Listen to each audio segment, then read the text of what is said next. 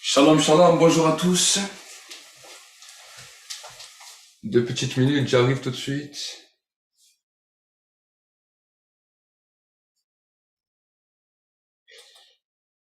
J'arrive dans un petit instant.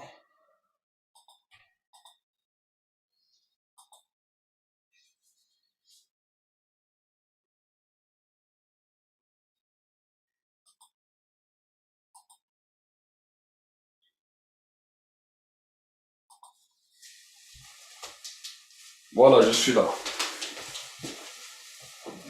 Donc shalom à tous pour ce dimanche et nous voulons passer encore un petit temps dans la présence de Dieu avant de pouvoir entendre le message de l'évangile.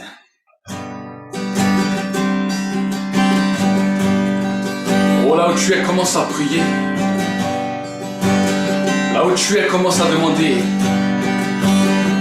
Le temps de la visitation de la présence de Dieu. Là où tu es, commence à clamer.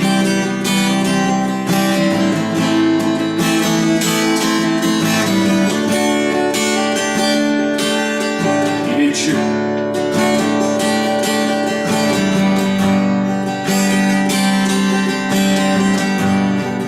Et en cette journée, c'est vers lui que nous voulons tourner nos regards. En cette journée, c'est à lui que nous voulons élever nos voix.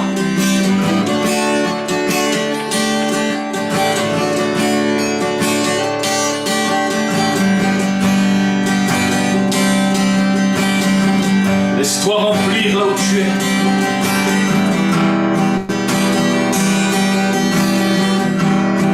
C'est lui qui a créé toutes choses. C'est lui qui a créé les cieux et la terre.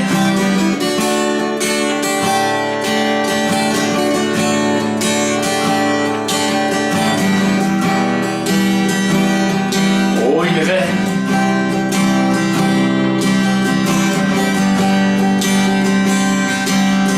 À lui soit l'Éternel.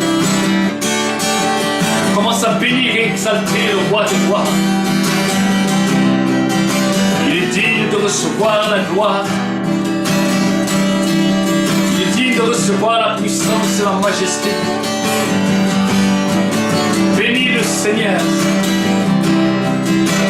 Bénis le roi des rois. Il est élevé. Alléluia. Il est glorifié. Koraba Santa Rio Korobo Sakaraba Santa Yakaraso. Riba Sokora Santa Ria. Rikendiri allora rimando.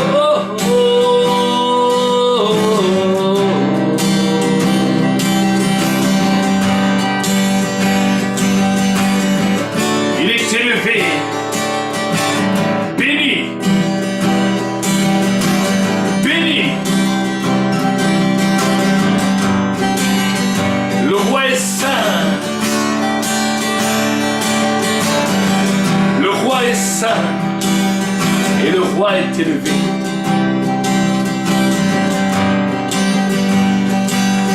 Je vais proclamer encore ce matin la fidélité et la grâce de Dieu. Je vais déclarer encore ce matin la félicité et la puissance de Dieu. Oh, tu as besoin, mon frère, ma sœur, d'être connecté avec le Tout-Puissant, celui qui règne.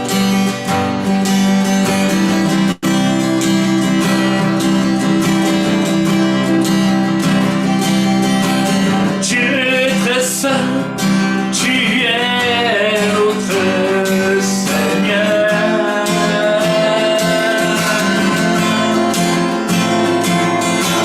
Dieu est très saint, tu es notre Seigneur.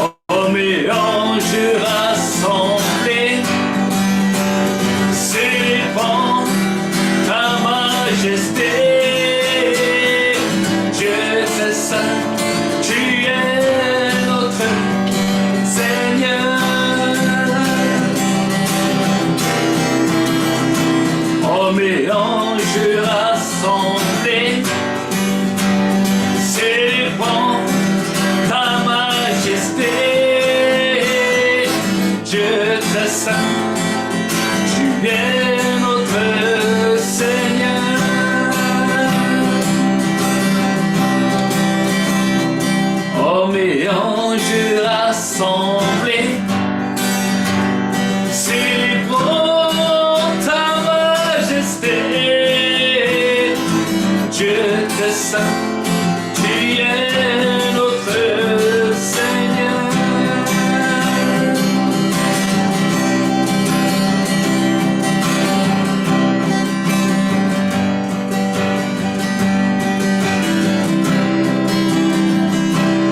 Quand je contemple ta sainteté, et quand je contemple ta beauté, et quand toutes les choses pâlissent à ta lumière,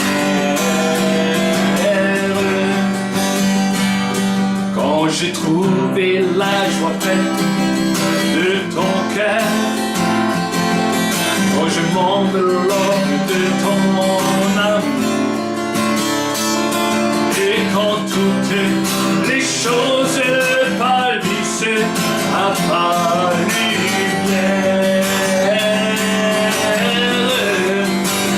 oh je t'adore, oui je t'adore.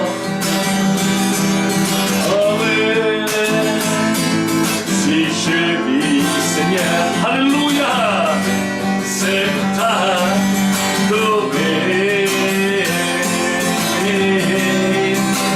Oh, je t'adore,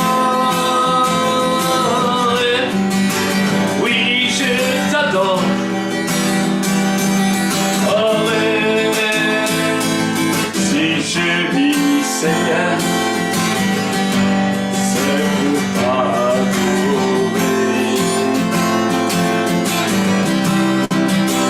Oh, je t'adore, oui, je t'adore. Oh,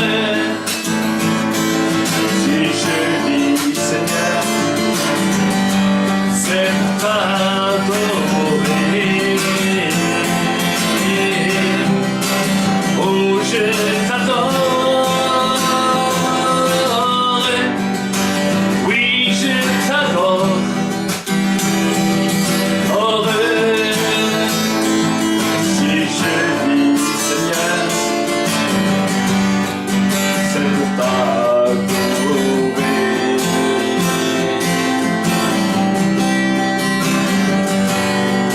La terre est remplie de sa gloire. La terre est remplie de sa gloire. La terre est remplie de sa gloire. Saint est le Seigneur. La terre est remplie de sa gloire. La terre est remplie de sa gloire. La terre est remplie de sa gloire. Saint est le Seigneur.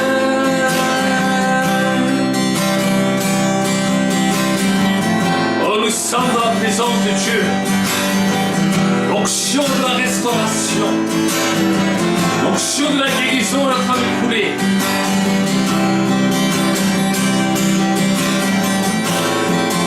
Oh, recevez, là où vous êtes, soyez visités, soyez restaurés, soyez guéris, soyez transformés. Oh, les douleurs sont en train de quitter les corps maintenant. Et la gloire de Dieu est en train de se répandre. Alors que nous sommes là, dans la présence de Dieu, il y a une personne qui est en train de nous suivre et qui a des douleurs au niveau de son oreille gauche. Et ces douleurs sont comme dues à un dérèglement. La parole que je reçois dans l'esprit, c'est que tu allais voir des spécialistes de l'oreille. Et c'est exactement à l'oreille gauche. Et je vois le Saint-Esprit qui est en train d'opérer maintenant.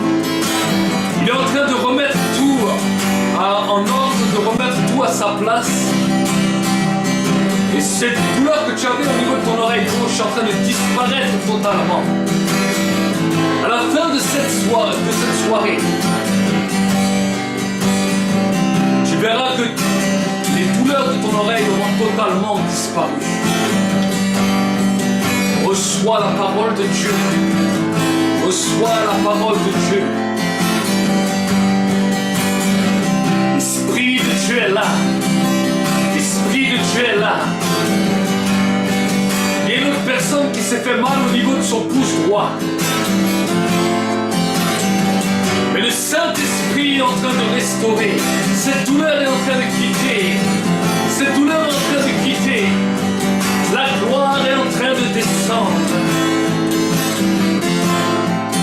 Merci Saint-Esprit. Glory to God. Le feu de Dieu. Le feu de Dieu est en train de descendre.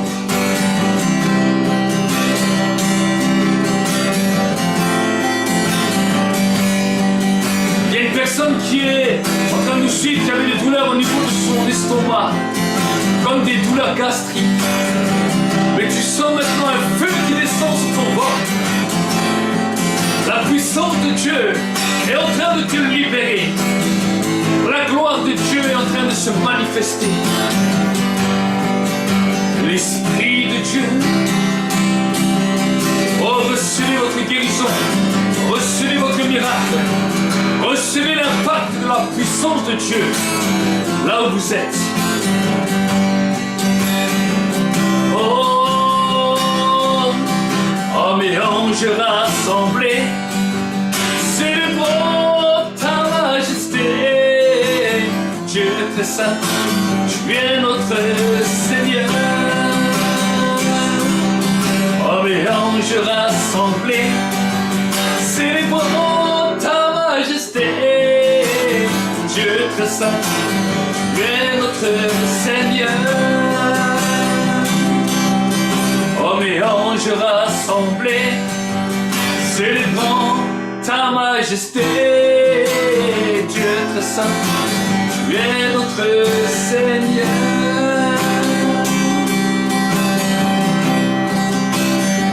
Oh, remercie le Seigneur là où tu es.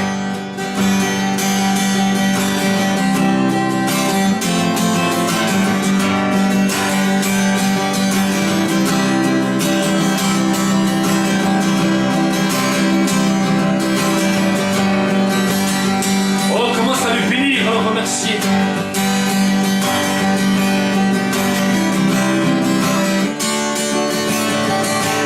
Oh, commence à le bénir.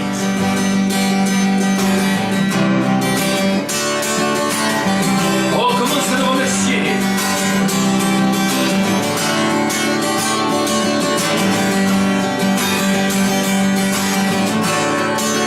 Commence à le remercier. Exalte-le. Tu viens du ciel sur la terre, montrer la voie de la terre à la croix, payer pour moi de la croix jusqu'au tombeau et du tombeau jusqu'au ciel. Je loue ton nom éternel. Tu viens du ciel sur la terre, montrer la voie de la terre à la croix, payer de la croix jusqu'au tombeau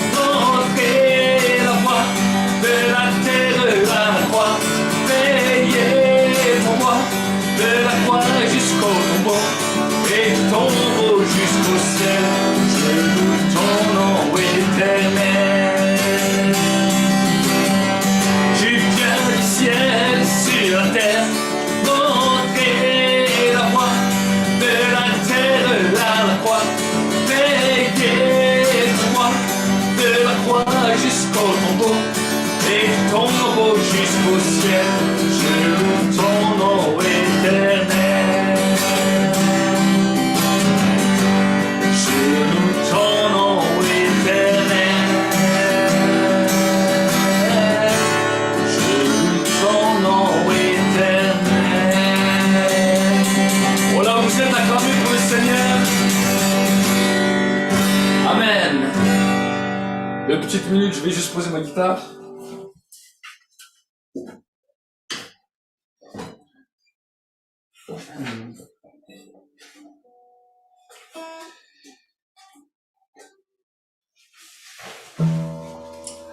Amen. Alors j'espère que vous êtes dans la joie. Nous sommes heureux encore de pouvoir être ensemble en cette journée, de pouvoir célébrer ensemble. Et nous voulons vraiment bénir le Seigneur pour cette journée. J'espère que vous êtes bénis. Et j'aimerais vous encourager à pouvoir peut-être partager la vidéo et que plusieurs encore puissent être bénis, plusieurs encore puissent être touchés, plusieurs encore puissent être visités. Je vous encouragerai à partager pendant un petit temps et ensuite nous allons passer au temps de la parole de Dieu. Il y a un message puissant que Dieu veut vous donner aujourd'hui. J'espère que le son passe bien. Et sans plus attendre, nous allons voir ensemble ce que le Seigneur veut nous dire encore ce matin. Vous savez, chaque temps, chaque saison sont importants dans la vie d'un homme. Et non seulement dans la vie d'un homme, mais dans la vie d'une génération, dans la vie de l'Église. Il y a des temps, il y a des saisons qui sont marquées.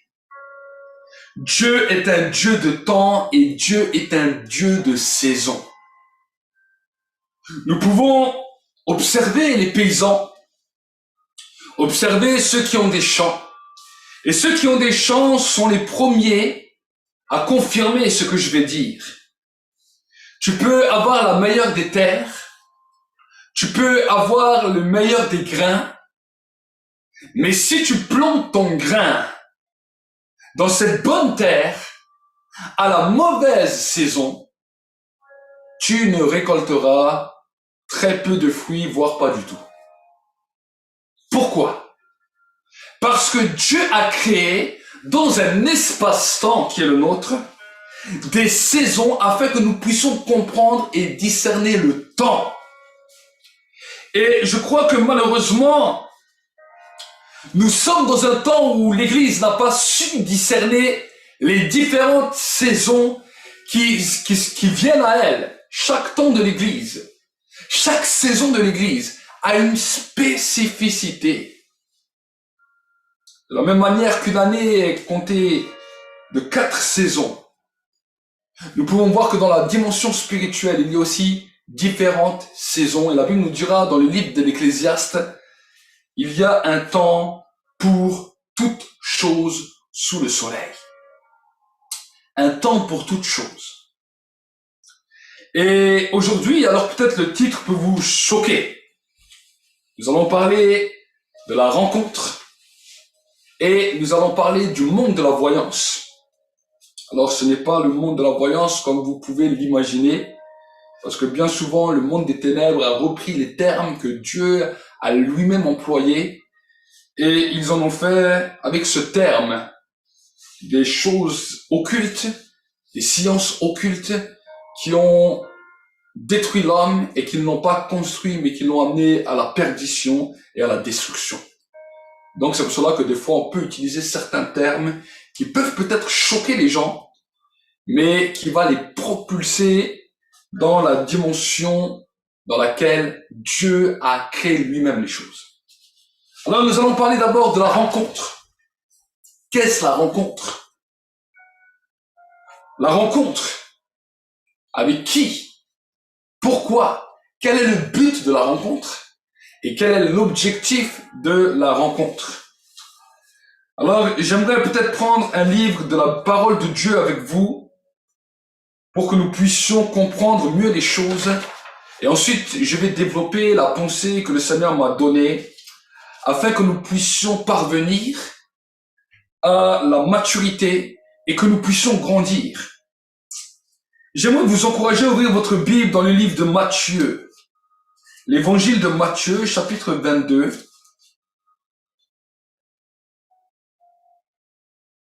Et verset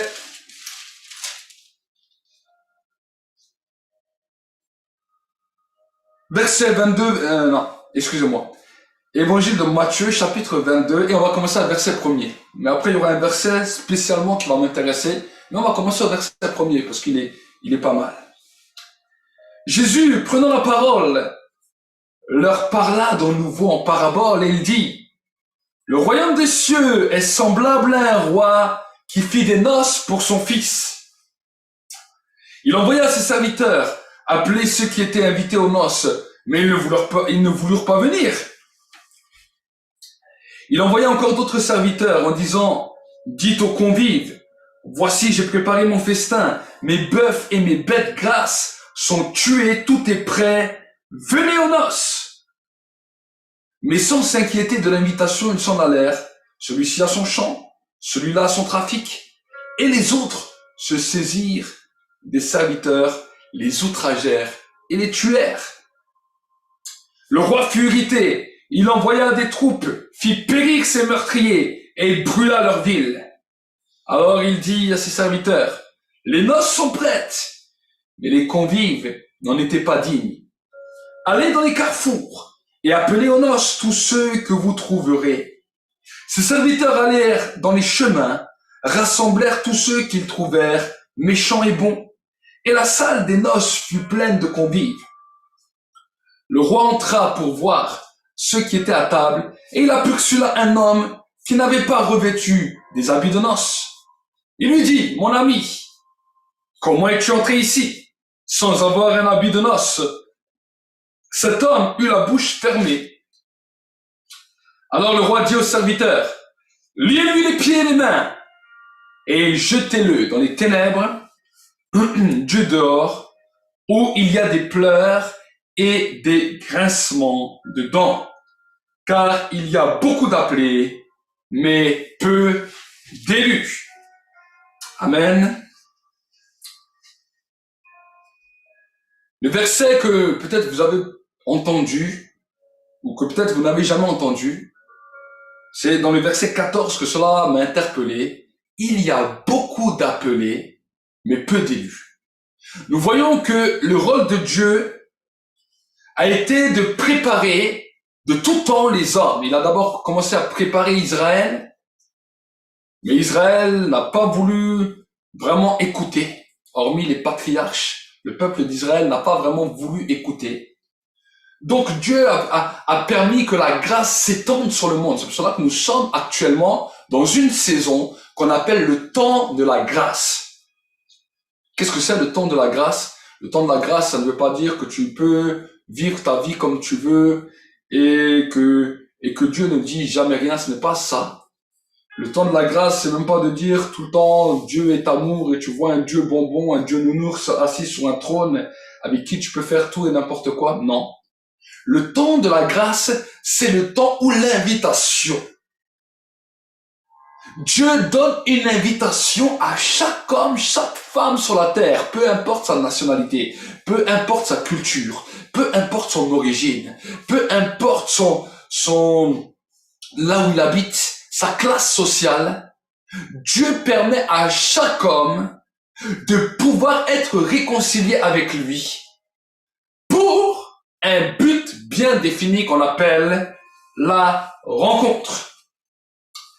Vous savez, nous sommes dans un temps où je crois que, à cause de l'esprit prophétique qui a été répandu sur l'Église, plusieurs parlent, plusieurs prophétisent sur la dimension de l'impact d'un réveil, sur la dimension d'un réveil mondial, et ce sont des prophéties qui doivent s'accomplir, qui sont dans la Bible, mais j'aimerais vous dire que le réveil a déjà commencé. Le réveil, ce n'est pas une atmosphère de foule, mais le réveil, c'est l'atmosphère d'un cœur. C'est différent. Si on regarderait sur l'atmosphère des foules, alors il y aurait des réveils dans beaucoup d'endroits, mais nous pouvons voir que le réveil, vient d'abord d'une atmosphère de cœur. Amen. Et si nous commençons à comprendre cela, j'aimerais partager avec vous quelque chose que le Seigneur m'a mis sur le cœur pour que vous puissiez comprendre. Aujourd'hui, alors que le peuple entre dans la présence de Dieu, le peuple attend. Nous voyons un peuple qui attend, qui parle, qui va déclarer qu'un réveil approche, que le réveil est proche. Mais ce que Dieu attend, c'est que tu puisses entrer. Vous savez, quand on parle de réveil, quand le Seigneur parle de réveil, il parle d'un déversement. Voici ce qu'il a dit par la bouche du prophète: je déverserai dans les derniers jours mon esprit sur toute chair. Le déversement de l'esprit est quelque chose de capital. Le déversement de l'esprit est un signal d'alarme qui se balance sur toute la surface de la terre. Pourquoi? Dieu déverse son esprit pour un but bien précis.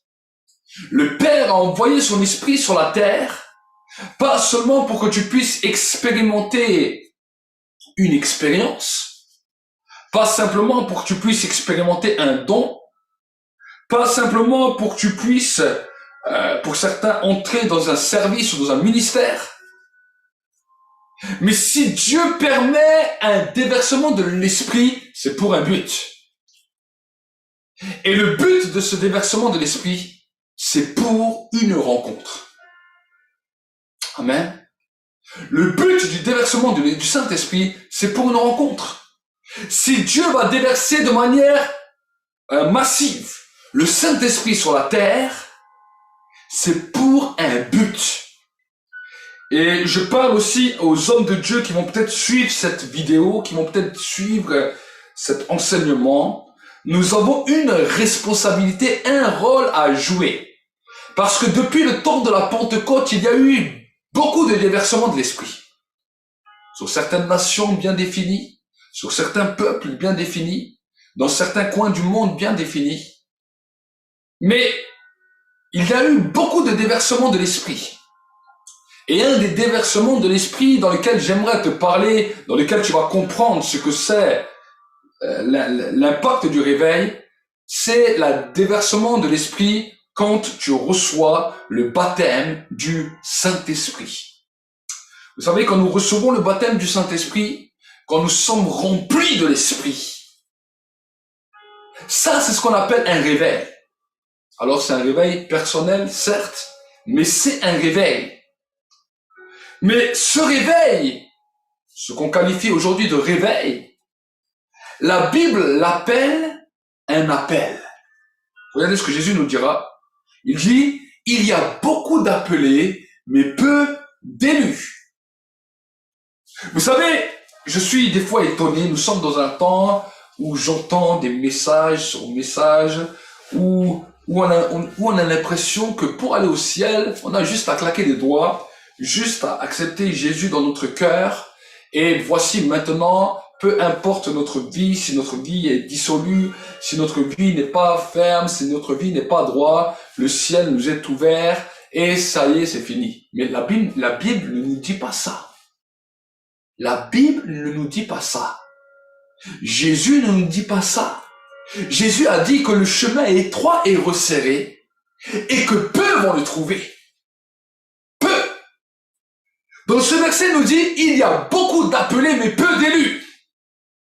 Le déversement de l'esprit est quelque chose d'extraordinaire. Mais si tu ne comprends pas le but du déversement de l'esprit dans ta vie, mon frère, ma sœur, tu risques d'avoir fait une belle expérience, mais de passer à côté de l'élection finale.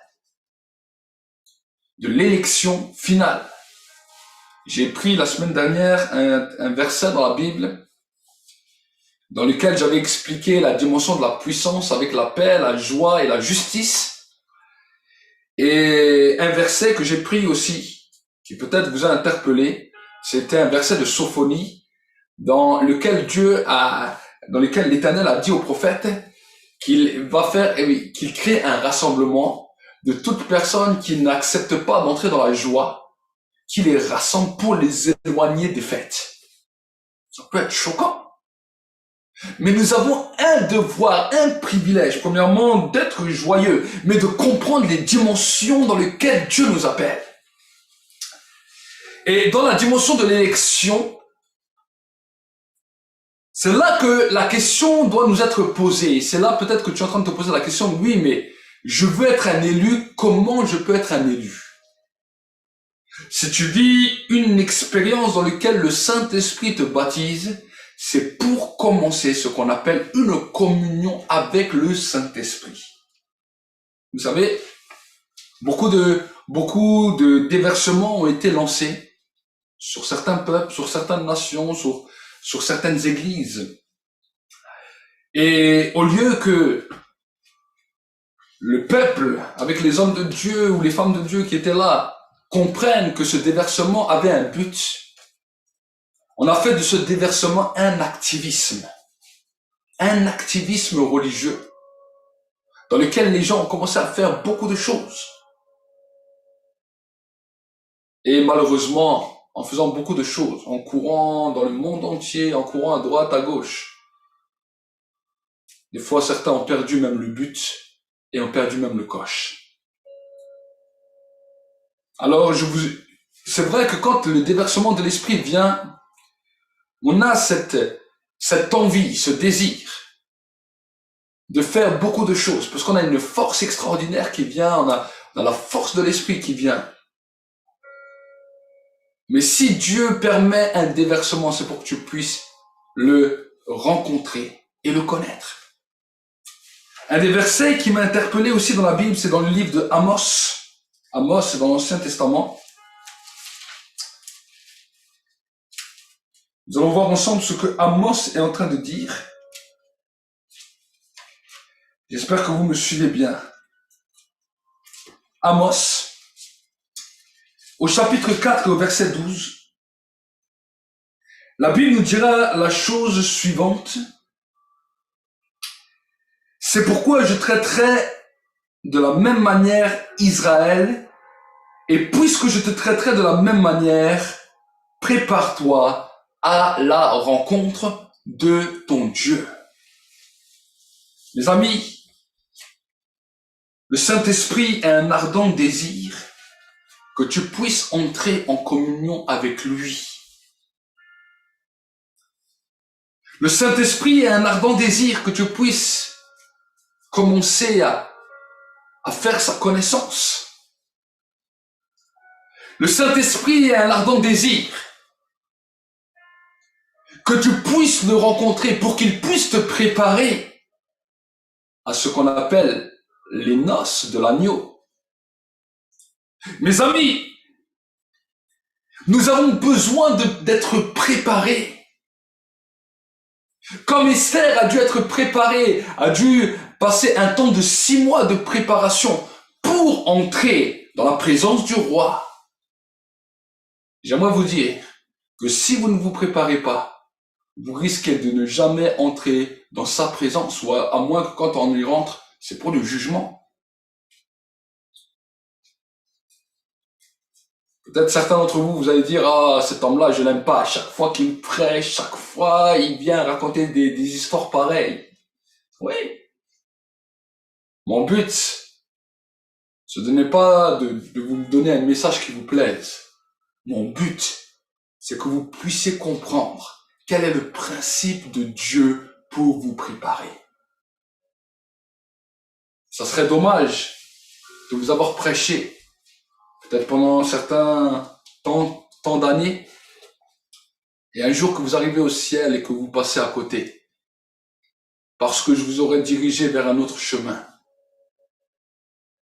Mais mon désir à moi, mon but à moi, c'est de vous faire comprendre qu'un jour, nous serons devant le roi des rois, nous nous préparons pour les noces. Et nous avons besoin de comprendre que nous devenions un témoin nous-mêmes. Alors bien sûr, beaucoup prennent le témoin, le verset de l'Acte des Apôtres, voilà, vous serez mes témoins à Jérusalem, en Judée, en Samarie, jusqu'aux extrémités de la terre. Oui, c'est un verset aussi que Jésus a dit. Mais pas dans une précipitation. Nous avons besoin, malgré que nous puissions être un témoin aussi là où nous sommes. Vous savez, les extrémités de la terre, nous voulons vite y aller. Mais malheureusement, des fois, nous ne sommes pas un témoin là où nous sommes. Parce que nous n'avons jamais poussé, jamais expérimenté la dimension de la rencontre. Je ne parle pas de l'expérience. L'expérience fait partie de la grâce. La rencontre fait partie du sacrifice. On ne peut pas vivre la rencontre avec Dieu sans avoir un temps de mise à part pour lui. C'est pour cela que Jésus dira, quand tu pries, entre dans ta chambre, ferme la porte et prie ton Père qui est là dans le lieu secret. Et ton Père qui voit te récompensera. Te récompensera. Nous sommes, mes amis, dans un temps où nous avons besoin de comprendre. Nous avons besoin de comprendre que c'est dans un temps de lieu secret que nous allons trouver la force. Pas dans un temps où nous allons faire toutes sortes de choses, mais dans un temps dans le lieu secret. Alors bien sûr, certains vont me dire, oui, mais je ne peux pas passer 24 heures sur 24. On te dit pas 24 heures sur 24. Mais au moins de passer un temps dans la journée, ou soit le matin, ou soit le soir, en fonction de vos emplois du temps, que vous consacrez à part pour Dieu. Et dans ce temps que vous consacrez à part,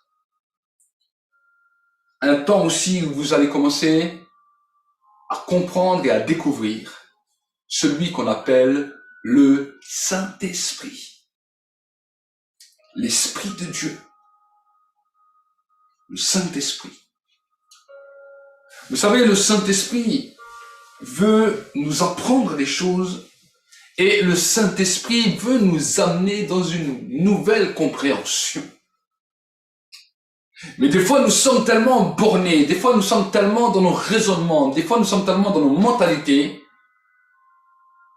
que malheureusement, nous passons des fois à côté. Nous passons des fois à côté. Mes amis, c'est mes compagnons. Nous pouvons vous appeler nos compagnons. Nous sommes des compagnons de marche, des compagnons de route sur le chemin de l'éternité. Et dans cette dimension, nous avons besoin de comprendre et de saisir qu'est-ce que Dieu attend réellement de nous. Aujourd'hui, j'aimerais vous dire ce que Dieu attend de vous, c'est que vous puissiez entrer dans la présence de Dieu. Amen. Je ne dis pas chercher, je dis d'entrer. Pourquoi je dis entrer et pas chercher? Parce que nous cherchons quand nous ne connaissons pas. Mais quand nous connaissons, nous ne cherchons plus, mais nous entrons. Avant que nous ne connaissions pas Dieu, quand nous étions étrangers à Dieu, nous cherchions Dieu. Nous avions un désir de connaître Dieu. Même si c'est lui qui nous a trouvés, nous le cherchions. Mais une fois que nous avons trouvé Dieu, nous ne le cherchons plus, mais nous entrons. Beaucoup trop de chrétiens, beaucoup trop de personnes qui sont nées de nouveau, cherchent Dieu, mais n'entrent jamais dans sa présence. Pourquoi je peux dire cela? Parce que quand nous avons connu Dieu, quand le Saint-Esprit est venu nous saisir, à ce moment-là, il faut que nous puissions comprendre et saisir que Dieu est omniscient, omnipotent, omniprésent. Et que pour pouvoir expérimenter quelque chose avec lui, Nous ne devons plus le chercher, mais nous devons entrer en, se trouver en, se trouver dedans, se trouver en lui. La Bible nous dit qu'il viendra habiter en nous. Mais j'aimerais te dire que le Saint-Esprit veut que tu puisses aller en lui. Lui en nous et nous en lui. C'est ça qu'on appelle l'unité. C'est ça qu'on appelle l'unification. Et c'est dans... Pourquoi je mets le point vraiment là-dessus? Parce que dans vos vies de prière, dans vos recherches, je ne dis pas que vous ne priez pas, je ne dis pas que vous ne cherchez pas Dieu, mais si vous ne comprenez pas comment chercher Dieu, que vous devez rentrer en lui, vous allez tout le temps chercher sans jamais trouver. Chercher sans jamais trouver.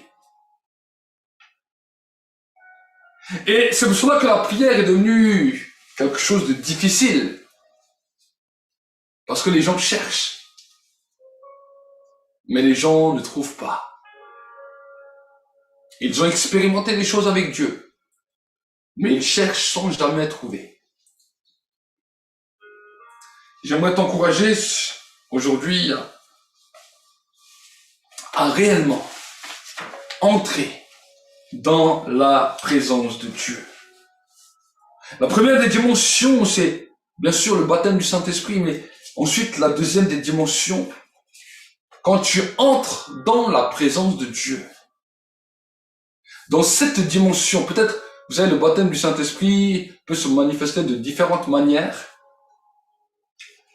Et des dons sont libérés également. Et un des dons qui est manifeste aussi, c'est le parler en langue, le don du parler en langue.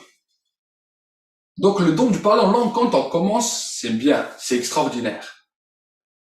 Mais quelque part, on ne comprend pas ce que cela dit. On ne sait pas ce que cela veut dire. Pourquoi? Parce que c'est un parler de Dieu libéré sur notre vie sans comprendre le sens et sans comprendre la dimension. C'est pour cela qu'il y a cette deuxième étape après le baptême dans le Saint-Esprit. Et cette deuxième étape, c'est l'écoute aussi de l'Esprit, dans lequel le Saint-Esprit va commencer à te rendre malléable pour que tu puisses apprendre à discerner et reconnaître sa voix. Je me souviens quand je me suis converti, d'abord j'ai lu la parole de Dieu et en lisant la parole de Dieu, j'ai été baptisé du Saint-Esprit. J'ai parlé en d'autres langues. Le Seigneur m'a parlé de manière audible. Et quelques temps après, j'ai commencé à avoir une faim, une soif, j'ai commencé à marcher vraiment avec le Seigneur. Et à l'époque, on n'avait pas des vidéos comme aujourd'hui, je ne pouvais pas aller sur Internet. Je connaissais même pas vraiment trop ce système, ça n'existait même pas trop. C'était en 2004. Les vidéos, les DVD, on ne pouvait pas trouver tout ce qu'on voulait, comme on voulait. Les seules choses qui existaient à l'époque, c'était des livres. Et si vous vouliez connaître des enseignements des hommes de Dieu, des États-Unis, de ceci, vous ne parliez pas la langue, c'était difficile. Et je me souviens, j'avais récupéré quelques livres, on m'avait donné quelques livres. Et un des livres qu'on m'avait donné était le livre du pasteur Benéi. Chose qui prêche aujourd'hui aussi dans les vidéos. Mais à l'époque, c'était un livre que j'avais eu et un des livres que beaucoup de gens ont connu, Bonjour Saint-Esprit. Et j'ai lu ce livre. Et je me souviens que après avoir lu ce livre, j'ai commencé à me dire, voilà, non, je dois aussi connaître cette écoute de l'Esprit. Et quelque chose s'est passé, je me souviendrai toujours. L'endroit où j'étais, le sol a tremblé. Le sol a tremblé. Et quelque quelques jours après, je suis allé voir un de mes amis, on a discuté ensemble, on est parti, on allait promener ensemble, on a marché ensemble l'après-midi, et là, tout d'un coup, quelque chose s'est passé, je suis devenu totalement sourd, je n'entendais plus aucune parole, plus aucun son. Je ne l'ai jamais dit à l'ami avec qui j'étais, j'essayais de lire sur ses lèvres et d'essayer de répondre comme je pouvais, mais j'étais devenu sourd pendant du début de l'après-midi jusqu'au lendemain, j'étais devenu totalement sourd. Et je me souviens, le soir même, j'ai dû conduire la louange dans un groupe, alors je ne sais même plus comment j'ai conduit la louange, je sais que j'ai chanté, que j'ai joué de la guitare, mais je ne me rappelle plus, je voyais qu'il n'y avait aucun son, je n'entendais rien du tout. Et moi-même, j'étais étonné, mais je le disais à personne. Alors j'essayais de parler avec les gens en lisant sur leurs lèvres. Mais je n'entendais plus rien. J'étais totalement sourd. Mais le lendemain, quand je me suis réveillé, je me souviens j'ai voulu aller quelque temps après, j'ai voulu partir prendre le bus à l'époque. Vous savez, j'étais encore un jeune converti. Des fois, je ne payais pas toujours le bus, pas parce que je voulais pas payer, mais parce que j'avais pas forcément toujours l'argent sur moi, donc je fraudais le bus, je faisais des choses comme ça. Et je descends de chez moi. Et le Saint-Esprit me parle clairement. Il me dit, ne va pas à l'arrêt de bus, parce que tu ne pourras pas monter dans ce bus. Dès que tu voudras monter, il y aura des contrôleurs qui seront là, tu ne pourras pas. Moi, je dis, mais non, c'est n'importe quoi. Il dit, ça y est, je fabule, je dis n'importe quoi. Et quand j'arrive à l'arrêt de bus, je me retrouve devant l'arrêt de bus, je vois des contrôleurs. J'ai dit, bon.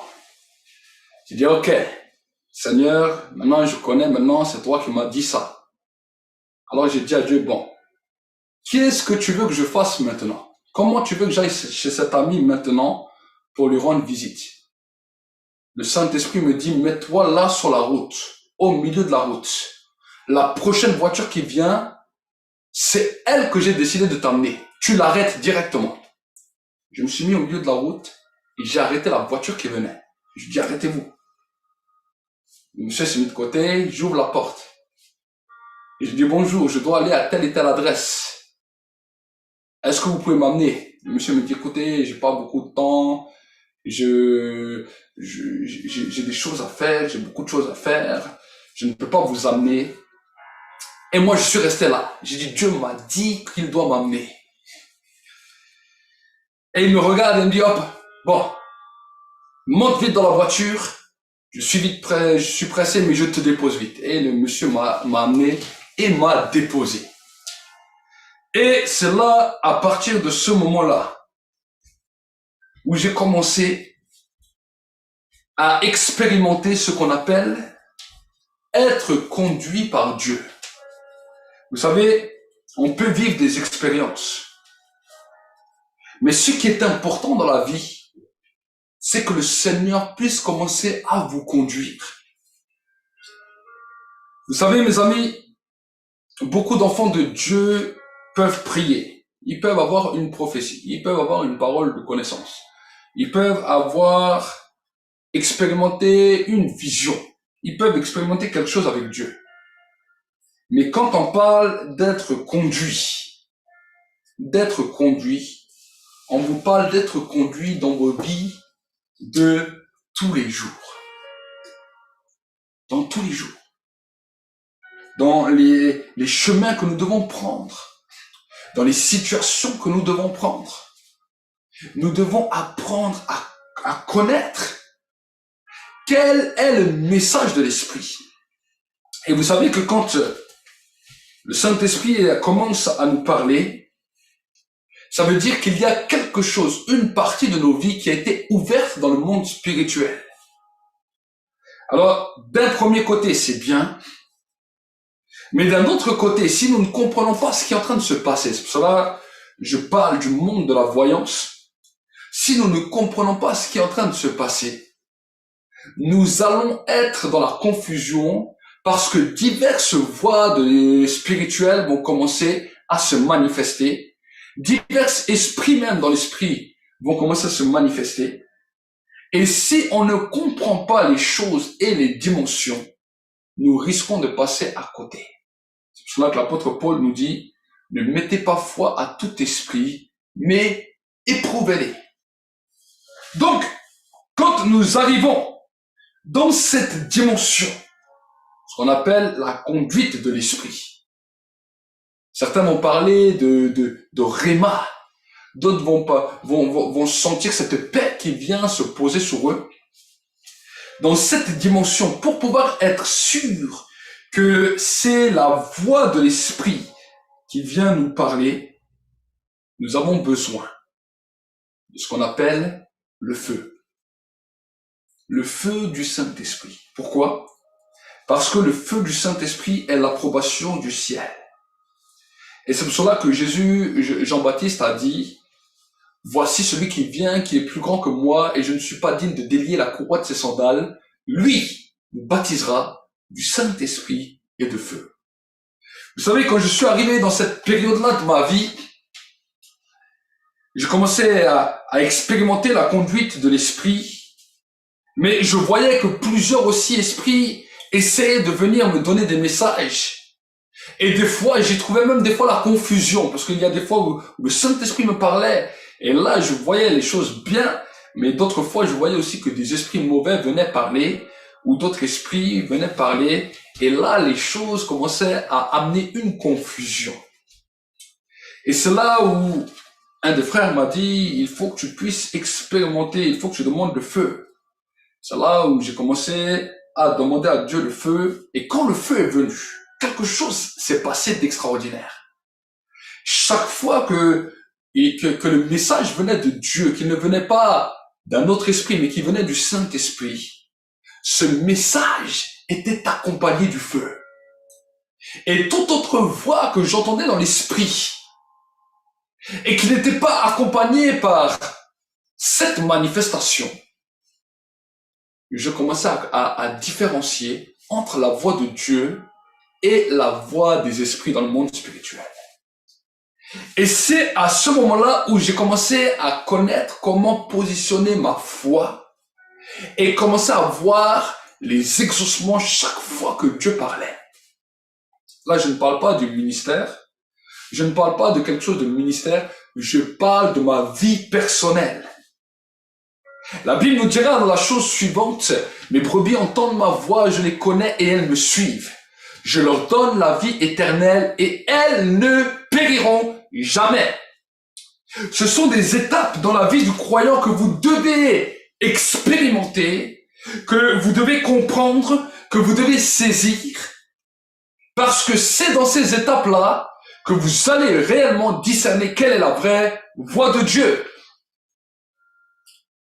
Nous sommes dans un temps où les hommes essayent, les hommes parlent, les hommes disent Dieu dit, les hommes disent Dieu a dit, les hommes déclarent. Mais malheureusement, il y a des fois trop de voix dans l'esprit qui sèment la confusion parce que les choses ne sont pas bien établies dès l'origine. Nous pouvons expérimenter bien sûr une direction de l'esprit qui est d'abord une direction du Saint-Esprit, oui. Mais nous pouvons malheureusement des fois tomber parce que le monde de l'esprit a été ouvert sur notre vie et nous ne savons plus comment discerner du bien, du mal. Mes amis, le feu est quelque chose d'extraordinaire parce que le baptême de feu, aucun démon n'a été baptisé de feu, je l'ai déjà dit. Aucun démon, aucun esprit démoniaque n'a du feu. C'est pour cela que dans l'occultisme, dans la sorcellerie, pour essayer de manifester les choses, ils utilisent la bougie, ils utilisent le feu, ils utilisent toutes sortes de choses pour essayer de simuler. Mais nous, en tant qu'enfants de Dieu, nous avons le feu du Saint-Esprit qui vient pour maintenant manifester la dimension la réelle dimension et la réelle voix du Saint-Esprit. Le feu est une approbation. La Bible nous dit dans le temple à Jérusalem et dans la tente d'assignation, il y avait un signe qui devait être marqué, qui devait être prononcé pour que maintenant le sacrifice et l'holocauste qui étaient posés sur l'autel devaient être agréés aux yeux de Dieu. Et ce signe, c'était que le feu du ciel descendait, consumait le sacrifice qui était posé, et à cause de ce feu, on montrait l'approbation de Dieu, l'approbation du ciel qui se manifestait sur cet autel. La Bible nous dit que nous sommes devenus le temple du Saint-Esprit. Et pour que nous puissions être agréables aux yeux de Dieu, tout autel qui est validé dans le ciel doit connaître l'ascendance et le baptême de feu. Le baptême de feu. Et le diable le sait, le diable n'a rien contre que les personnes puissent expérimenter une dimension avec Dieu. Le diable n'a même rien contre que les gens puissent expérimenter quelque chose avec Dieu. Parce qu'il sait que si cette expérience n'est pas après posée sur les fondements de la parole de Dieu, il pourra venir semer le doute. Et regardez dans la Bible, peut-être vous êtes en train de m'écouter et vous dites, mais qu'est-ce qu'il est en train de nous raconter? Regardez dans la Bible. Nous pouvons voir que Jésus, quand il était sur la terre, tant qu'il n'a pas expérimenté le baptême du Saint-Esprit, le diable n'est jamais venu lui parler. Le diable n'est jamais venu lui parler. Mais la Bible nous dit, pourtant il était 30 ans sur terre. Pendant 30 ans, la dimension du monde spirituel était encore fermée. Il priait. Il était sur la terre, il priait. La Bible nous dit, il se fortifiait dans l'esprit. C'est-à-dire son esprit se fortifiait, son esprit se préparait. Il connaissait l'écriture. Il connaissait la loi de Moïse. Mais la Bible nous dit que quand il fut baptisé à l'âge de 30 ans, le Saint-Esprit est venu sur lui sous forme corporelle d'une colombe et il fut rempli du Saint-Esprit. Et c'est seulement à ce moment-là que le Saint-Esprit l'a conduit. Ce que la Bible nous montre, regardez, le Saint-Esprit est venu sur lui. La Bible nous dit que la porte du ciel s'est ouverte et il voit ses filles entendre. Celui-ci est mon fils bien-aimé, en qui j'ai mis toute mon affection. La voix était là. Donc, voici que maintenant, Jésus a été ouvert à la dimension du Saint-Esprit, a été rempli. Et maintenant, le Saint-Esprit l'a amené dans le désert. Pourquoi? C'est dans le désert. C'est dans ce lieu-là, dans ce temps-là, où la colonne de nuée qui était sur le mont Sinaï est venue, où le feu est venu, et où Jésus a pu dire non au diable. C'est avec le feu qu'on peut dire non au diable. C'est avec le feu qu'on peut savoir quelle sorte d'esprit vient pour nous proposer des choses et dire oui ou de dire non. Le monde de l'esprit est un monde de soit oui, soit non. On te propose, soit tu acceptes, soit tu refuses.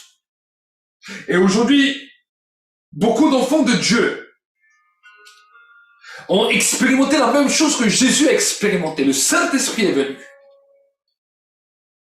Mais n'ont jamais été dans ce temps où le feu est venu pour confirmer les choses.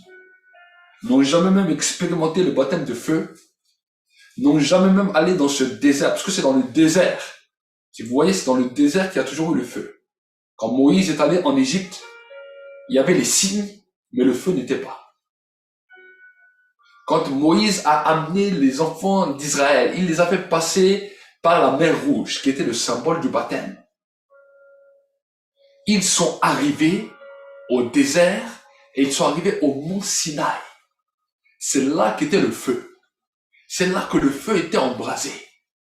C'est là où Moïse, avant de pouvoir être allé libérer le peuple, avait connu ce qu'on appelait le buisson ardent.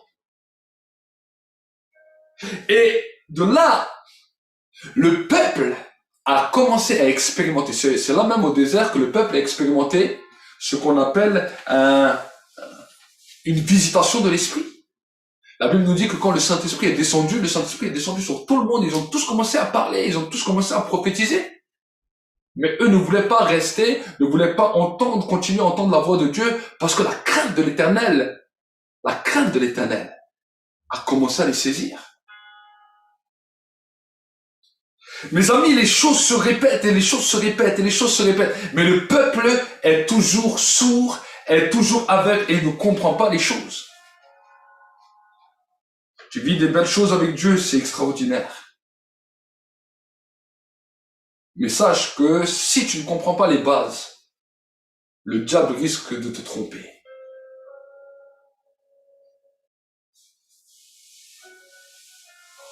Vous savez,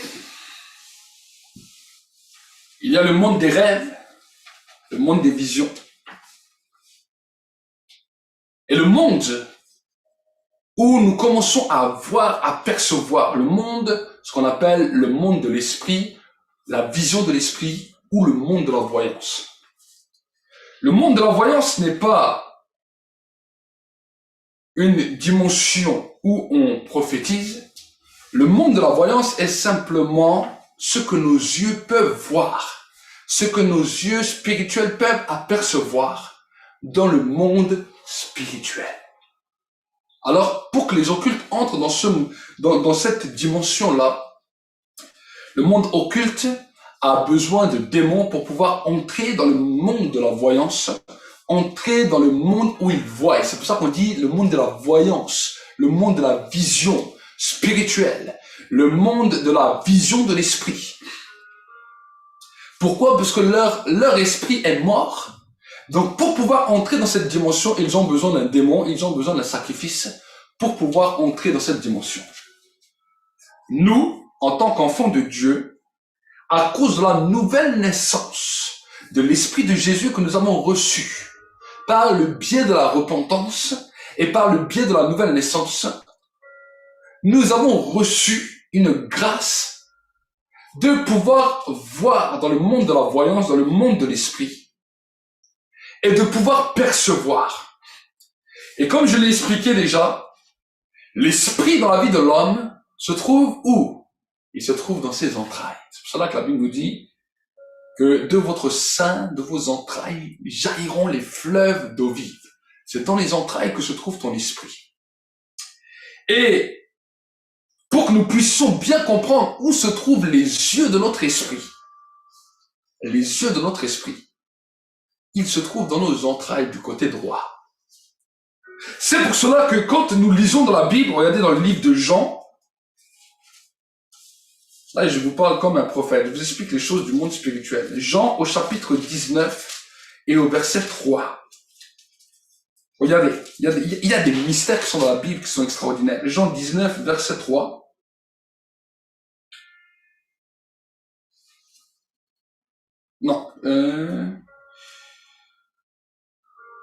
Non, verset 34. Jean 19, verset 34. On va commencer avec le verset 33. S'étant approché de Jésus et le voyant déjà mort, ils ne lui rompirent pas les jambes. Mais l'un des soldats lui perça le côté avec une lance, et aussitôt il sortit du sang et de l'eau. À votre avis, pourquoi ils lui ont percé le côté droit avec une lance? Parce que dans le monde spirituel, bien que physiquement était mort, les yeux de la voyance de Jésus étaient toujours ouverts. Et on peut voir le paradoxe avec Samson, qui était dans le livre des Juges. Quand les Philistins ont pris Samson, ils ont fait quoi? Ils lui ont crevé les yeux, parce qu'ils savaient que la dimension de la vision allait amener sa force dans une dimension de victoire. Et sur la croix, alors que Jésus venait d'être mort, ses yeux physiques étaient fermés. Mais sa vision spirituelle était toujours ouverte. Le soldat a pris la lance et il a piqué comme ça le côté. Et la Bible nous dit de l'eau et du sang en sont sortis. Pourquoi? Pourquoi Jésus a expérimenté ça? Pour que nos yeux spirituels puissent aussi s'ouvrir. et pour que nous puissions nous-mêmes entrer et comprendre dans les dimensions de l'esprit. Voilà pourquoi que quand nous sommes nés de nouveau, nous pouvons saisir les choses, nous pouvons voir les choses. Et j'aimerais vous donner cela en parallèle pour que vous puissiez comprendre. Vous savez, les scientifiques ont fait des recherches même sur la dimension du cerveau humain. Parce que notre corps a également une même constitution que l'esprit, seulement c'est une image parallèle, c'est comme une ombre, c'est comme un reflet. Et quand les scientifiques ont fait des recherches sur le cerveau, ils ont vu que le cerveau était fait en deux parties. Deux parties. Il y a le cerveau côté gauche et il y a le cerveau côté droit. Peut-être ceux qui nous suivent, qui connaissent la médecine, vont confirmer ce que je dis. Et ce qui est impressionnant, c'est que quand ils ont commencé à regarder le cerveau gauche, ils ont vu que dans le cerveau gauche, il y a la dimension du langage, il y a la dimension de l'écriture, il y a la dimension de l'analyse et il y a la dimension du raisonnement. Mais quand ils ont commencé à regarder sur la dimension du cerveau du côté droit, ils ont vu que dans ce cerveau, il y a la dimension de la notion d'espace, la pensée sans le langage. Vous savez, c'est quand vous ne parlez pas et que vos pensées, ils tournent toute la journée. Il y a également le rêve, l'imagination, les couleurs, l'intuition, la conviction et la synthèse. Ça, c'est dans le côté droit. Et c'est pour cela que quand les scientifiques maintenant ont commencé à analyser ces différentes choses et en fonction des différents peuples, ils ont vu que certains peuples avaient une dimension d'un cerveau droit beaucoup plus développée que le cerveau gauche en fonction de comment ils agissaient, de comment ils raisonnaient, de comment ils se manifestaient. C'est pour cela que vous pouvez voir que dans notre nation, la dimension du cerveau gauche a beaucoup été travaillée avec toutes les analyses, tous les raisonnements, toutes ces dimensions qui ont un petit peu diminué la capacité du cerveau droit. Mais j'aimerais te dire que dans le monde spirituel, nous avons aussi le côté droit qui est le symbole de nos yeux spirituels. Et quand nous commençons à comprendre cela, nous allons commencer à grandir.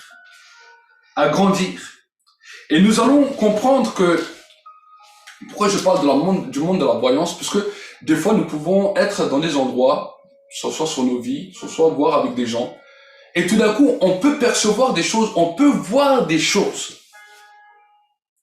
Et malheureusement, c'est là où dans l'église ça fait un problème, parce qu'on a parlé de prophétie, on a parlé de paroles de connaissance, on a parlé de dons spirituels, et les gens mélangent le monde de la voyance et le monde des dons spirituels.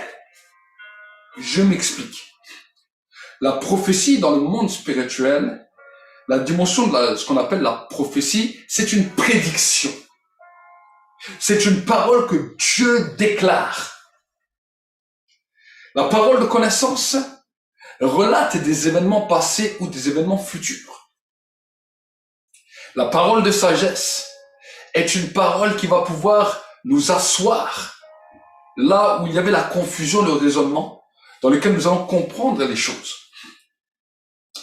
Mais malheureusement, quand les gens commencent à percevoir des choses dans le monde de la voyance, ils commencent à mélanger les choses et au lieu que ça devienne une prophétie ou une parole de connaissance, voici que le monde de la voyance entre et il y a un méli-mélo. Qu'est-ce que c'est le monde de la voyance? Le monde de la voyance, c'est simple. Ce n'est pas démoniaque ce que je parle, c'est simplement une vision qu'on peut avoir dans l'esprit. Je me souviens un jour, j'étais dans une réunion, je faisais une réunion, et ça m'est arrivé plusieurs fois. Et j'aime bien différencier les choses pour que vous puissiez comprendre. Et plusieurs personnes étaient venues, j'étais en train de ministrer, j'étais en train de faire le ministère, et là il y a une personne qui vient. Et dans le monde de l'esprit, dans le monde de la voyance, je vois une chose claire sur elle. Je dis voilà, je suis en train de vous voir, et je vous vois avec des personnes autour de vous, et que vous êtes en train de les aider. Vous êtes en train d'aider ces personnes, Et vous avez à cœur vraiment de faire certaines choses pour ces personnes et des fois vous vous sentez limité. Vous ne savez plus comment faire. Vous êtes des fois dépourvu de sens alors que votre cœur est là, votre cœur est prêt à faire les choses, mais des fois vous ne savez plus comment faire. Et là, j'étais en train de voir dans le monde de la voyance. Et je demande à cette sœur qui s'approchait de moi, et j'ai dit voilà, j'aimerais vous demander, mais qu'est-ce que vous faites comme travail? Est-ce que ça a à voir quelque chose avec votre travail? Et la personne me dit oui, en fait, je suis une assistante sociale. J'aide les personnes. Et les situations que vous êtes en train de dire, c'est exactement ce que je vis, ce que j'expérimente.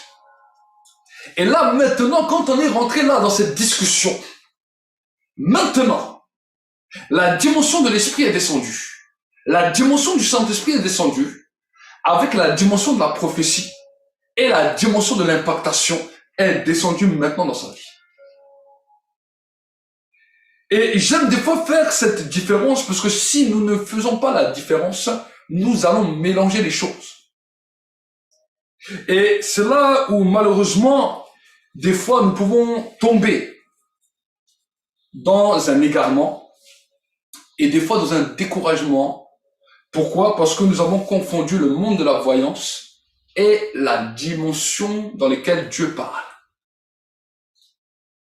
Et des fois, dans le monde de la voyance, on peut voir des choses. On peut voir des choses, mais ce n'est pas parce qu'on a vu les choses que les choses changent. Et c'est là où beaucoup de personnes sont restées bloquées parce que des fois, ils ont vu certaines choses dans leur vie ou dans la vie des autres personnes.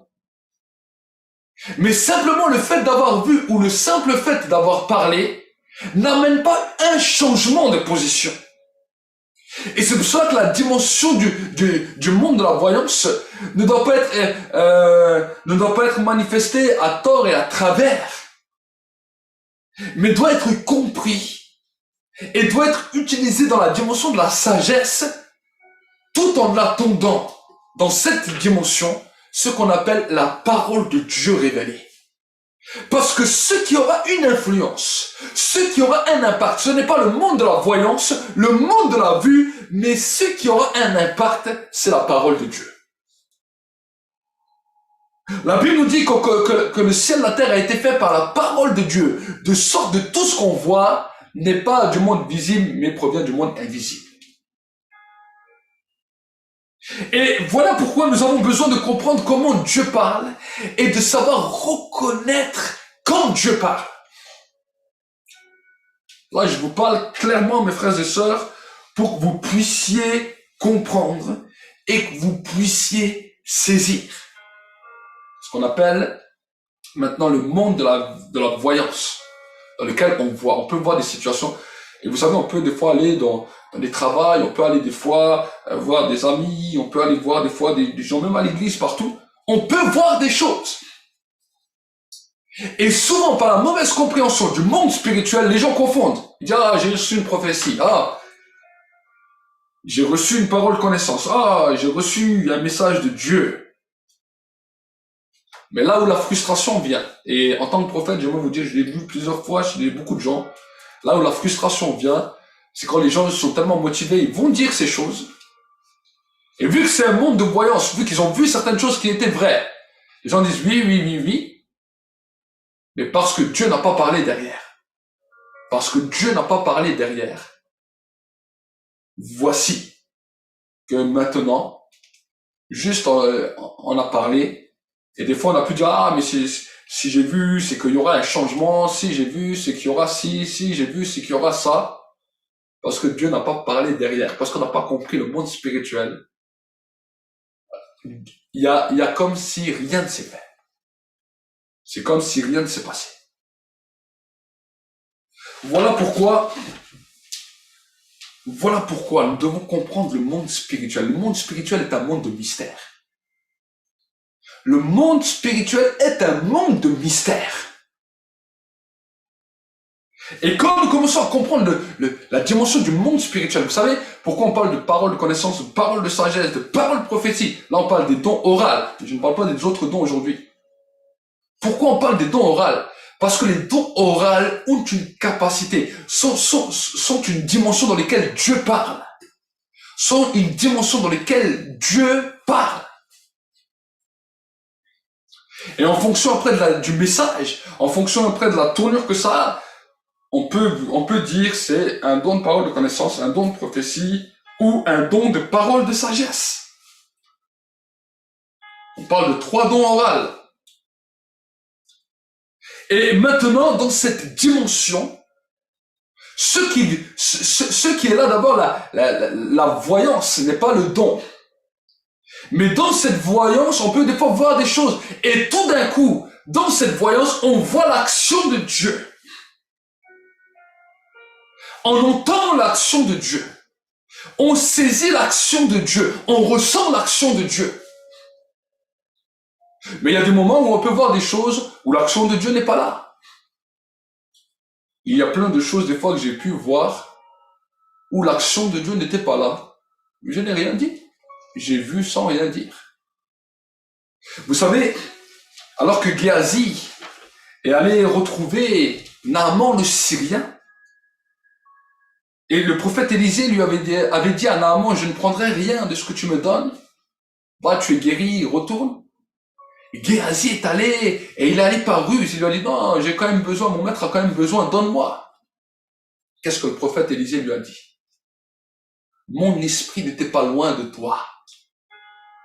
Quand tu es retourné voir le Syrien pour lui demander, il lui a dit un fait. Et maintenant, de ce fait, voici qu'il a libéré une parole de Dieu. La lèpre qui était sur le Syrien vient sur toi maintenant. Et la chose s'est manifestée.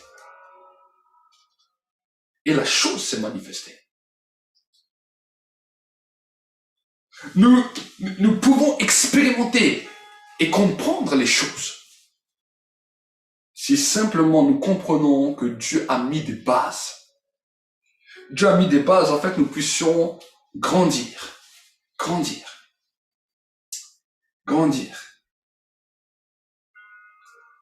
Mes amis, j'aimerais vraiment vous encourager.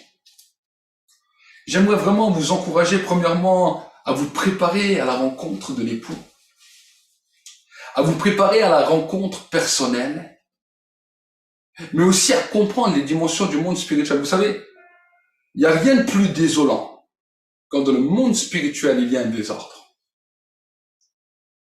Il n'y a rien de plus désolant quand dans le monde spirituel, tout le monde fait ce qu'il veut en pensant qu'il fait bien.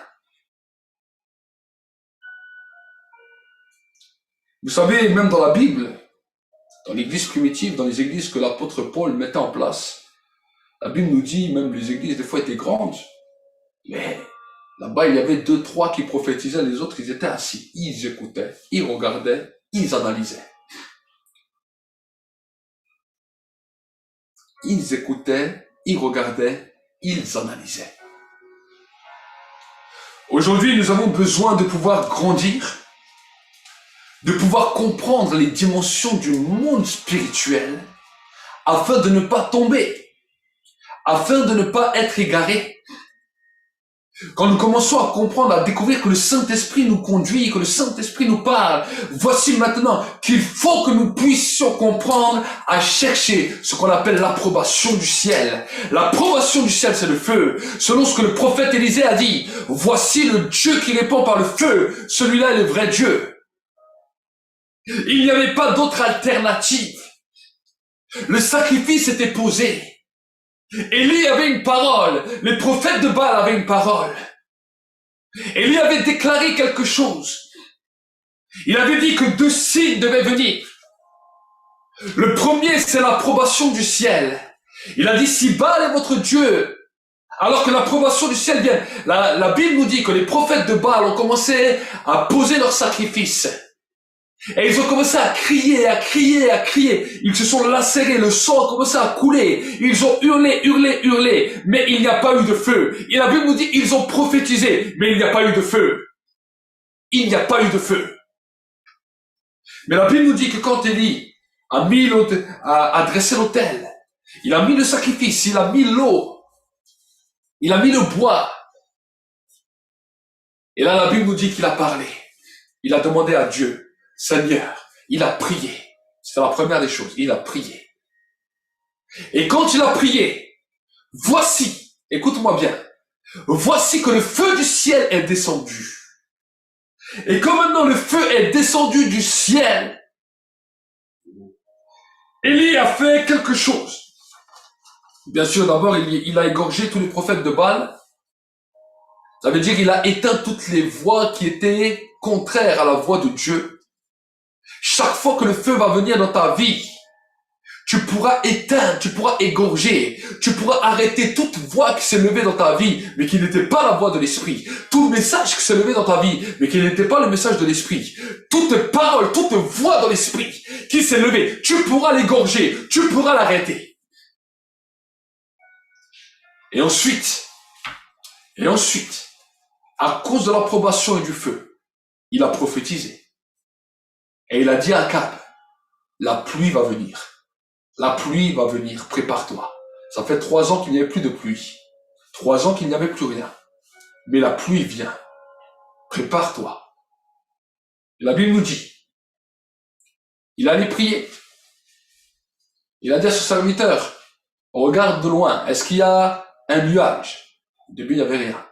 Tout d'un coup, son serviteur lui dit, il y a un tout petit nuage, comme la poignée de la main. Il s'est levé. Il a dit, va dire à Akab d'atteler son char. Parce que maintenant, la pluie est là. Et la Bible nous dit qu'il s'est passé quelque chose d'extraordinaire. Une force est venue sur Élie, telle qu'il a couru beaucoup plus vite que les chevaux du roi Akab. La force était telle sur sa vie qu'il a couru plus vite que les chevaux d'Akab. Et la parole s'est réalisée. La parole s'est réalisée. Ce qui va amener le nuage de l'exaucement pour libérer la pluie. C'est ce qu'on appelle le souffle. Ruha, en hébreu on dit ruha, le souffle. Le souffle de l'esprit. Le souffle de l'esprit. Je me souviens de l'expérience que j'avais vécue un jour alors que j'étais dans une convention. Il y avait un homme de Dieu qui était là. J'avais connu le feu, j'avais connu la dévotion du Saint-Esprit. Le Saint-Esprit me conduisait. Je connaissais ces choses. Et là, tout d'un coup, je suis arrivé dans une réunion. Et là, c'est la première fois que j'ai vu un homme de Dieu qui exerçait le ministère avec le chauffard. C'était le prophète Scottols. Et là, il est venu, il a soufflé avec le chauffard. Et là, le souffle est venu. Et le feu qui était déjà là en moi, avec ce baptême du Saint-Esprit et cette dimension, a commencé à devenir un souffle qui a secoué tout mon corps. Je me souviens, tout mon corps tremblait de partout. Ça tremblait l'épaule, ça tremblait l'autre épaule, ça tremblait le corps. J'étais secoué comme un marteau-piqueur. Comme un marteau-piqueur, ma tête, elle partait de droite à gauche, à une vitesse fulgurante. Et je sentais un souffle qui était en train de me visiter. Et le souffle qui faisait voyager le feu dans tout le corps. Et quelque temps après, j'ai eu l'occasion d'aller participer à une autre réunion avec un homme de Dieu, un autre homme de Dieu, un évangéliste.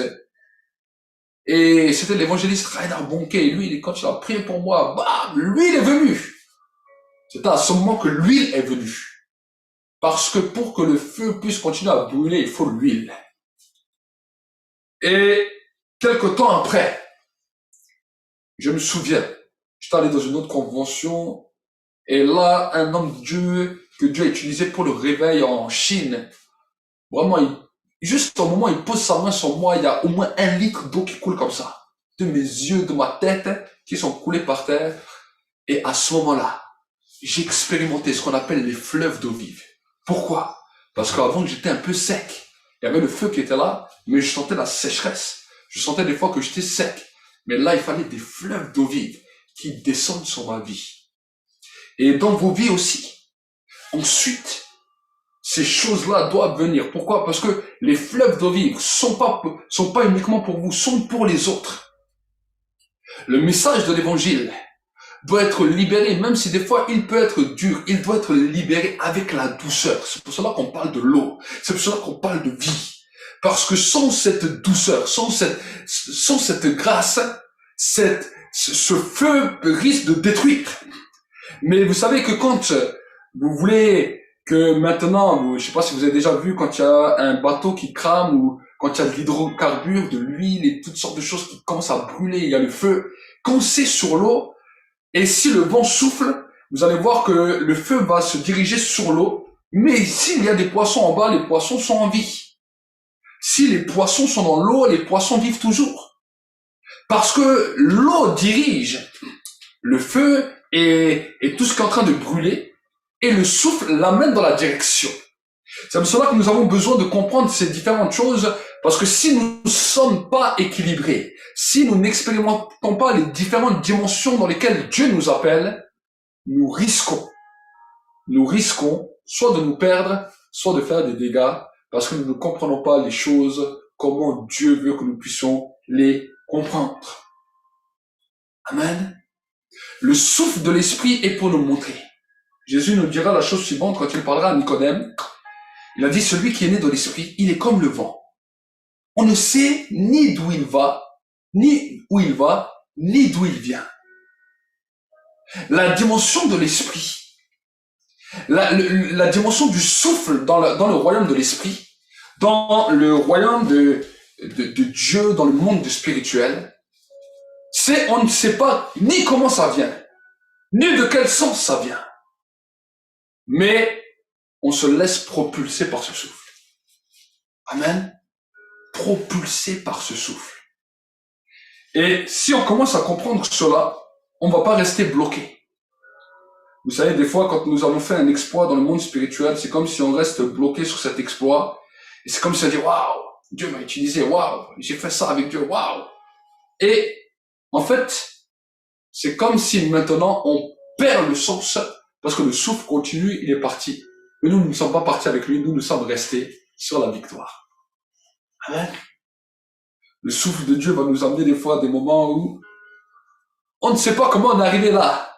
On ne sait pas d'où on est venu. Mais on sait qu'on doit repartir de la même manière. C'est comme ça que l'homme vient sur terre. Personne ne t'a dit, ne t'a expliqué sur terre comment tu es venu. Pourtant, tu étais un esprit, tu es venu dans un corps, dans le ventre d'une femme. Et quand les hommes quittent cette terre, ils partent de la même manière. Ils viennent sur terre et ils partent. C'est ce qu'on appelle le souffle de l'esprit.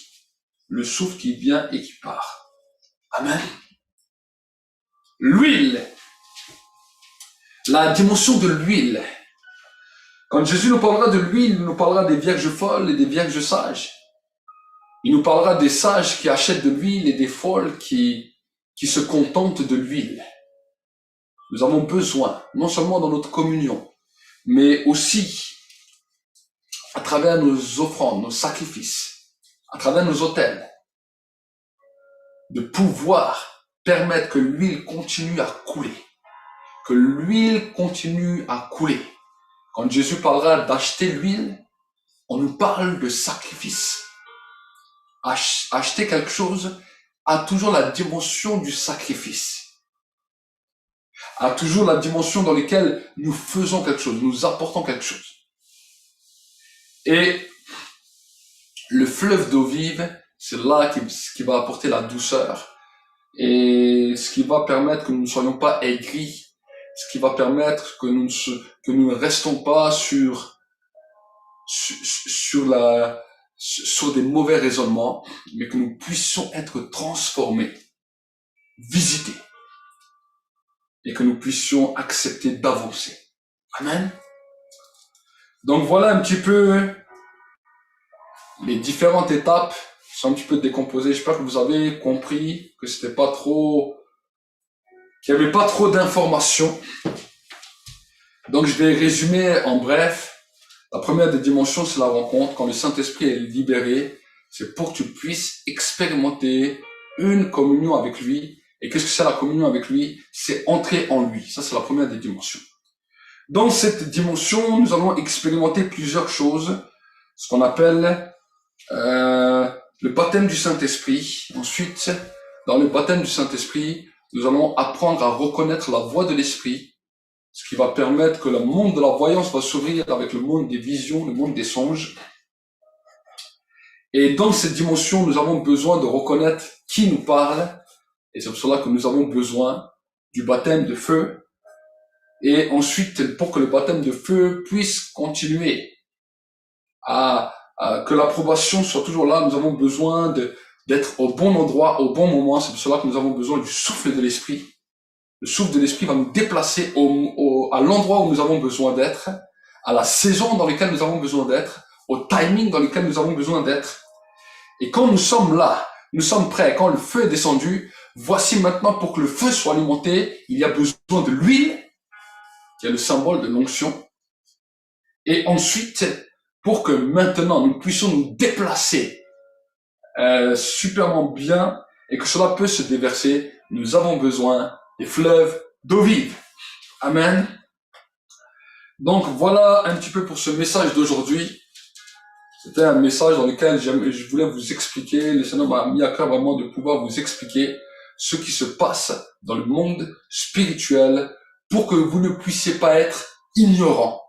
Vous savez, l'ignorance est quelque chose de terrible et la Bible nous dit « Mon peuple périt parce qu'il lui manque la connaissance ».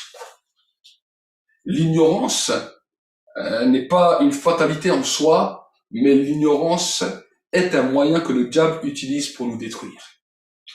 Et parce que nous ne comprenons pas les choses, malheureusement, l'ignorance nous détruit.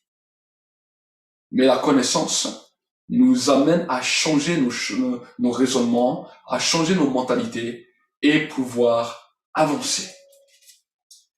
Donc nous allons prier. Nous sommes arrivés au temps, au timing, et nous allons prier maintenant. Nous allons prier, nous sommes aussi arrivés au temps où nous allons prier pour les dîmes, pour les offrandes, pour les autels. Si vous voulez, toutes les informations sont dans les descriptifs en dessous de la vidéo. Vous allez voir les liens, que ce soit pour l'autel, les liens, que ce soit pour les dîmes, les offrandes. Et vous avez la possibilité de suivre simplement les indications. Vous verrez, soit il y a le livre de l'église, il y aura toutes les indications que vous pouvez suivre. Et j'aimerais aussi donner une bonne information, une bonne nouvelle. À partir de dimanche prochain, normalement, nous allons recommencer les cultes à Pflüglisheim à 9h30. Nous aurons de nouveau les cultes dans l'église. Merci, cher Saint-Esprit, pour ta présence. Merci, Père de gloire, pour ta grâce. Seigneur, mon Dieu, mon roi, j'ai essayé d'amener ton message avec mes simples mots. Mais je te demande qu'au-delà de ce message, tu puisses, Seigneur, mon Dieu, mon roi, faire comprendre à ton peuple la dimension profonde, l'impact puissant qu'il y a derrière ces paroles. Merci pour ton feu qui descend maintenant, pour l'approbation du ciel qui est en train de descendre maintenant sur terre, et que maintenant, Seigneur, mon Dieu, mon roi, au temps de la présentation de l'offrande, au temps de la présentation des dîmes, des offrandes, des autels, je te les présente maintenant devant toi. Et je te demande que maintenant, il y a une explosion de gloire qui commence à se manifester et que ta grâce soit libérée de manière puissante. Seigneur, je te bénis, je te rends grâce pour tout ce que tu fais. Bénis tous ceux qui ont suivi cette vidéo et bénis ceux qui vont aussi la suivre, qui vont encore la regarder, et permets que cela puisse bénir le plus grand nombre. Nous te bénissons, nous te rendons grâce. Au nom de Jésus-Christ. Amen. Que la paix et la bénédiction soient sur vous. Nous vous disons shalom et nous vous souhaitons un bon dimanche dans la paix du Seigneur. Shalom.